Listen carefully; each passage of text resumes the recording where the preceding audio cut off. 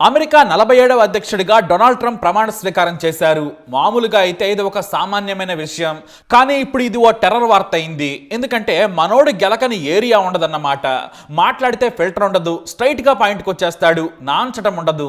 చర్చిస్తాం, ఆలోచిస్తాం, పరిశీలిస్తామని మన దగ్గర చెప్పినట్టు తొక్కలో కబుర్లు అస్సలు చెప్పడు. డైరెక్ట్ గా టు ది పాయింట్ కట్ చేస్తాడంతే. అందుకే అందరూ భయపడుతున్నారు. ట్రంప్ ప్రమాణ స్వీకారం చేస్తున్నాడంటేనే ప్రపంచం ఉలిక్కిపడింది. మరీ ముఖ్యంగా Russia, Ukraine, Iran, Israel, China, ఇటు మనకు కూడా తలనొప్పే. అమెరికా ఫస్ట్ అనే నినాదంతో మొదటి నుంచి ఊదరగొట్టాడు, దాని మీదే గెలిచాడు. ఇప్పుడు ప్రమాణ స్వీకారం చేశాక కూడా అదే అన్నాడు.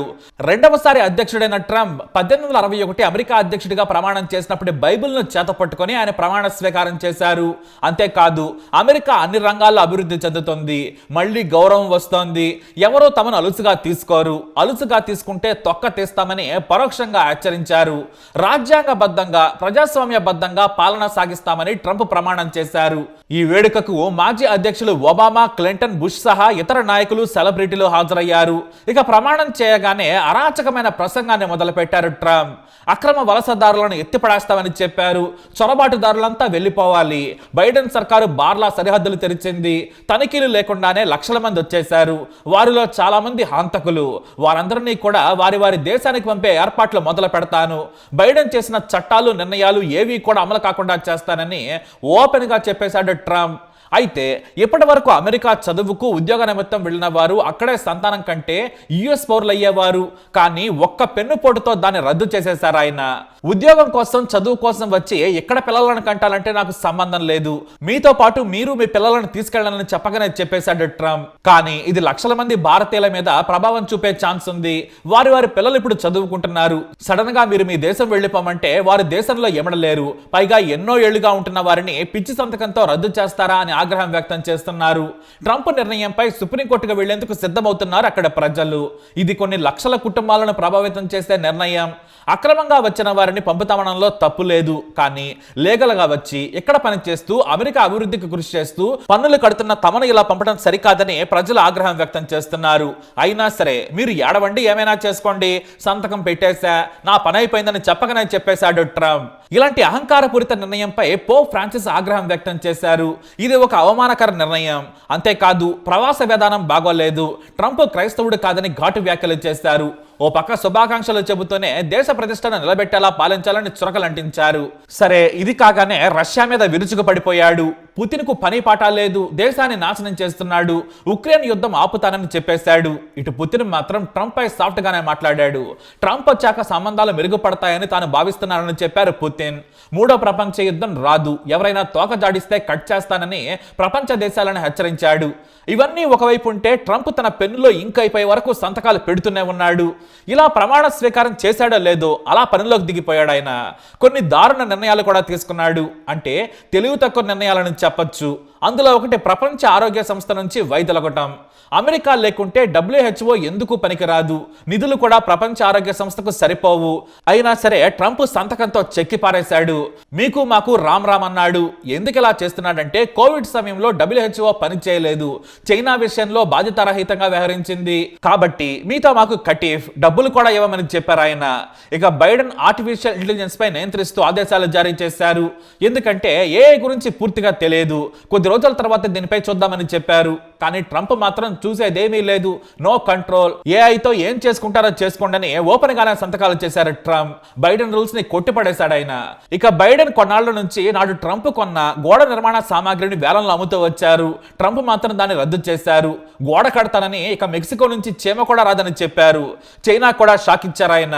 టిక్ టాక్ ను బ్యాన్ చేస్తూ ఇంతకుముందు నిర్ణయం తీసుకున్నారు. అయితే మాకు 50% ఉంటే ఒప్పుకుంటాను, మాకు అమ్మండి, అప్పటి వరకు టిక్ టాక్ ప్రజలకు అందుబాటులో ఉంటుంది, నేను ప్రచారంలో బాగా టిక్ టాక్ వాడుకున్నాను, కాబట్టి మాకు అమ్మాల్సిందేనని హెచ్చరించారు. అదే జరిగితే భారత్లో కూడా మళ్ళీ టిక్ టాక్ వచ్చే ఛాన్స్ ఉంది. టిక్ టాక్ అమ్మకంపై ఎక్స్ అధినేత మస్క్ ఆసక్తిగా ఉన్నారు. మంచి ధరకు వస్తే కొనేయాలని భావిస్తున్నారు. ఆయన కోసమే టిక్ టాక్ ను మళ్ళీ ప్రజలకు అందుబాటులోకి తెచ్చారనే కమెంట్స్ వినిపిస్తున్నాయి. అయితే మస్క్ కూడా ఓ షాక్ ఇచ్చారు ట్రంప్. గతంలో కాలుష్యం నియంత్రించేందుకు 2030 నుంచి విక్రయించే కార్లలో సగం ఎలక్ట్రిక్ కార్లు ఉండాలని బైడెన్ చట్టం తెచ్చారు. కానీ ట్రంప్ దానిని తొలగించారు. ఏది వీలైతే అది తయారు చేసుకోవచ్చని చెప్పారు. మన దగ్గర కావాల్సినంత ఆయిల్ ఉంది, ముందు దాన్ని వాడుకుందామనేది ఆయన ఆలోచన. పైగా తన స్నేహితుల కంపెనీల కోసం ఈ బైడెన్ నిర్ణయాన్ని కొట్టేశాడనే విమర్శలు వస్తున్నాయి. అయినా కూడా ఏం పట్టించుకోవడం లేదు. మరో దారుణ నిర్ణయం కూడా తీసుకున్నాడు ట్రంప్. అమెరికాలో ఆడామగా మాత్రమే ఉంటారు, ఇంకో లింగం ఉండదని ఏకంగా బైడెన్ రూల్స్ ని కొట్టిపారేశారు. దీంతో థర్డ్ జెండర్ జనం గగ్గోలు పెడుతున్నారు. ఇలా చేశారేంటంటే, పుట్టుకతో మనం ఆడామగా మాత్రమే, మీకు నిజంగానే ఏమైనా శారీరక ఇబ్బందులుంటే ఆడగా మారిపోండి లేదా మగగా మారండి, కానీ మధ్యలో మరో రకంగా ఉండొద్దని చెప్పకనే చెప్పాడు ట్రంప్. అసలు ట్రంప్ ఊచకోత నిర్ణయాలతో ప్రపంచం ఉక్కిరిబిక్కిరవుతోంది. ఇక కెనడా, మెక్సికో దేశాలకు ఆర్థిక సాయం చేయం, వీలైతే మా దేశంలో కలిసిపోండని హెచ్చరించారు. ఇక మీద మీ దేశాలకు రాయితీలు ఇవ్వమని చెప్పకనే చెప్పేశారు. పైగా మెక్సికో, కెనడా నుంచి ఏ సరుకు వచ్చినా కూడా పన్నులతో బాధేస్తారని హెచ్చరించాడు ట్రంప్. ఆ మేరకు ఫైల్స్ కూడా రెడీ అవుతున్నాయి. అలాగే మెక్సికో ఊహించినట్లుగానే మరో షాక్ ఇచ్చాడు. ఉత్తర అమెరికాలోని 6 లక్షల చదరపు మైళ్ళ సముద్ర గల్ఫ్ ఆఫ్ మెక్సికో పేరు మార్చేశాడు. ఇక నుంచి గల్ఫ్ ఆఫ్ అమెరికాగా పిలవాలని ఎగ్జిక్యూటివ్ ఆర్డర్స్ జారీ చేశాడు. దీనిపై మెక్సికో బొగ్గుమంది. అయినా సరే డోంట్ కేర్ అన్నాడు ట్రంప్. అమెరికా ఆర్థిక వ్యవస్థకు ఇది చాలా కీలకం. సగానికి పైగా శుద్ధి చేసిన గ్యాస్ తయారీ కేంద్రాలతో పాటు యుఎస్ చేపల అవసరాలను కూడా ఇదే తీరుస్తుంది. 40% చేపలు ఎక్కడి నుంచే వస్తాయి. ఇదే కాదు, మళ్ళీ యూరోప్ లో వేలు పెట్టేశాడు. గ్రీన్లాండ్ ను కొనేస్తాం, అమ్మకపోతే డెన్మార్క్ నుంచి బలవంతంగా లాక్కుంటామని ముందే చెప్పారు. ఇక అధ్యక్షుడిగా ప్రమాణ స్వీకారం చేయగానే కూడా గ్రీన్లాండ్ పై మాట్లాడారు. గ్రీన్లాండ్ ఓ అద్భుత ప్రదేశం, అంతర్జాతీయ భద్రత కోసం అది మా చేతిలో ఉండాలని చెప్పారు. అంతేకాదు డెన్మార్క్ కూడా తమతో కలిసి వస్తుందని భావిస్తున్నామని శుతిమెత్తగా హెచ్చరికలు పంపారు. కానీ డెన్మార్క్ పై చేయి వేసిన గ్రీన్లాండ్ ను ఆక్రమించుకోవాలని చూసినా ఊరుకోమని యూరప్ ప్రకటించింది. దీంతో అమెరికా వర్సెస్ యూరప్ విభేదాలు మొదలయ్యేలా ఉన్నాయి. ఫ్రాన్స్ ఓపెన్ గానే అమెరికాకు వార్నింగ్ ఇచ్చింది. మీరు బయట చేసినట్లు యూరప్ తో మాట్లాడొద్దు, గ్రీన్లాండ్ కేవలం డెన్మార్క్ కే చెందుతుంది, ఆయుధాలతో బలవంతంగా తీసుకుంటామంటే చూస్తూ ఊరుకోమని చెప్పారు. ఇతర యూరప్ దేశాలు కూడా ఫ్రాన్స్ కు మద్దతు పలికాయి. దీంతో ట్రంప్ కు యూరప్ నుంచి భారీ షాక్ తగలక మానదు. ఆయన ఏమాత్రం దూకుడుగా వెళ్ళినా కూడా నిర్దాక్షిణ్యంగా యూరప్ చురకలు అంటిస్తుందని అన్ని దేశాలు బహిరంగంగానే బెదిరిస్తున్నాయి. దీంతో ఈ వివాదం మాత్రం ముదిరే ఛాన్స్ కనిపిస్తోంది. ఇక చైనా కూడా ఇదే విధంగా ఎన్నికల సమయంలో హెచ్చరించారు ఆయన. దీంతో చైనా మీద కూడా భారీ సుంకాలు విధించే ఛాన్స్ ఉంది. అయినా సరే చైనా మాత్రం అమెరికాకు అస్సలు భయపడటం లేదు. ప్రపంచ ఆరోగ్య సంస్థ నుంచి అమెరికా వైదొలిగినా కూడా తాము అండగా ఉంటామని చెప్పింది చైనా. మా మద్దతు ఉంటుంది, ఆరోగ్యకర ప్రపంచం కోసం తాము అండగా ఉంటాం, అందుకు కృషి చేస్తామని చైనా అధ్యక్షుడు ట్రంప్ కు చురకలు అంటించారు. ప్రపంచ నాయకత్వం అవకాశాలు వస్తే చైనా వదులుకోదు. ఈ విషయం ట్రంప్ కు తలకెక్కడం లేదని అమెరికాలోని మేధావులు తీవ్రంగా విమర్శిస్తున్నారు. ఈ తలతక్క ప్రెసిడెంట్ మనల్ని కూడా హెచ్చరించాడు. వచ్చి రాగానే ట్రంప్ కెనడా, మెక్సికోలకు వాత పెట్టేశాడు. ట్రేడ్ టారిఫ్లు భారీగా విధిస్తామని ఆ దేశాలకు వణుకు పుట్టించాడు. ఇక ఈ తలతక్క అధ్యక్షుడు భారత్ కు కూడా వాత పెడతాను, మనం ఎగుమతి చేసే వాటికి అక్కడ భారీగా సుంకాలు విధిస్తున్నారు, నేను గెలవగానే భారత్ కు కూడా మోత మోగిస్తానన్నారు. దీంతో ఆ భయానికే మన స్టాక్ మార్కెట్ కుప్పకూలింది. అలా అమెరికాలో ఎగ్జిక్యూటివ్ ఆర్డర్ల మీద సంతకాలు పెడుతున్నాడో లేదో బాంబే స్టాక్ ఎక్స్చేంజ్ ట్రంప్ దెబ్బకు వణికిపోయింది. ఒకేసారి 7,000 కోట్ల రూపాయలు ఆవిరైపోయాయి.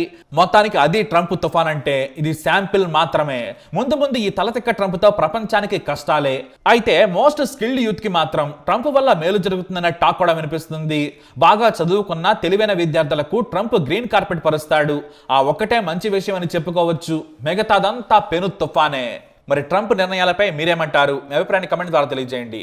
ఇలాంటి ఇన్ఫర్మేషన్స్ కోసం లైక్ చేయండి, షేర్ చేయండి, మా ఛానల్ని సబ్స్క్రైబ్ చేసుకోండి.